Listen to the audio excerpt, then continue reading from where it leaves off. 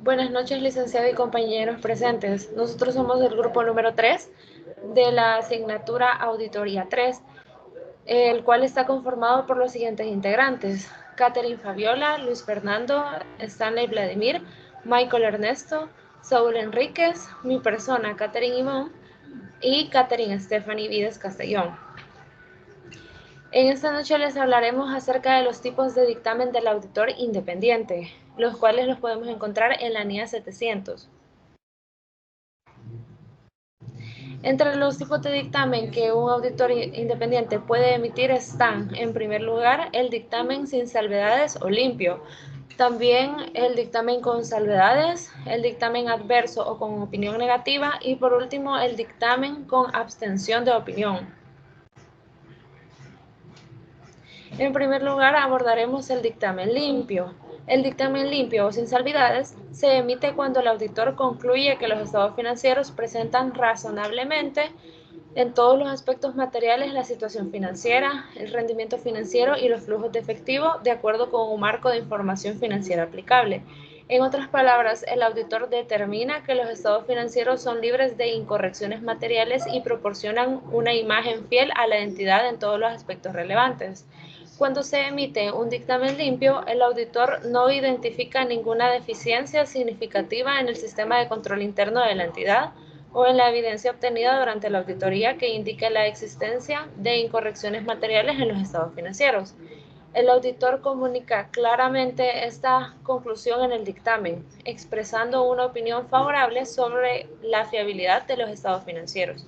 El dictamen limpio es el resultado más favorable que puede emitir un auditor sobre los estados financieros de una empresa, lo que proporciona una alta credibilidad a la información presentada a los usuarios externos.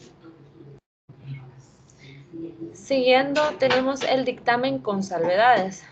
En este tipo de dictamen podemos ver que se emite cuando el auditor concluye que en general los estados financieros están razonablemente libres de incorrecciones materiales, pero una o más limitaciones en la evidencia obtenida o las restricciones impuestas en la auditoría han impedido al auditor expresar una opinión sin reservas sobre los estados financieros en su totalidad. Es decir, en otras palabras, vemos de que el auditor encuentra que los estados financieros son fiables en su mayor parte, pero identifica una o más áreas específicas donde existen incorrecciones o limitaciones que deben ser reveladas en el dictamen. Esas limitaciones pueden incluir, por ejemplo, la falta de documentación adecuada, la restricción en el alcance de la auditoría debido a la disponibilidad limitada de información o la presencia de una incertidumbre significativa relacionada con eventos futuros.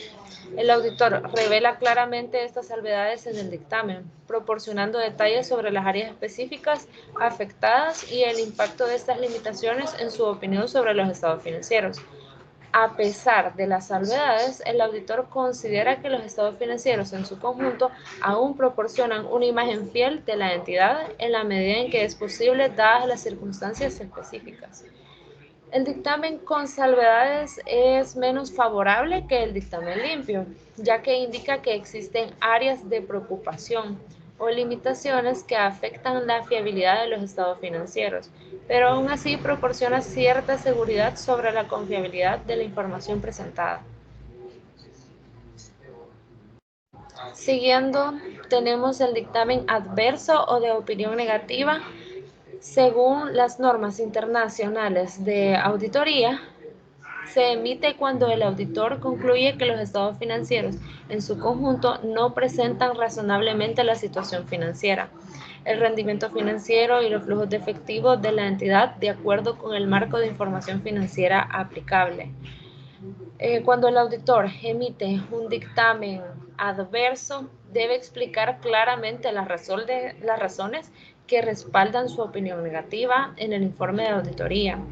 Esto puede incluir la naturaleza y el impacto de las incorrecciones identificadas en los estados financieros, así como las deficiencias significativas en el sistema de control interno de la entidad, que llevaron a la emisión de la opinión adversa o opinión negativa.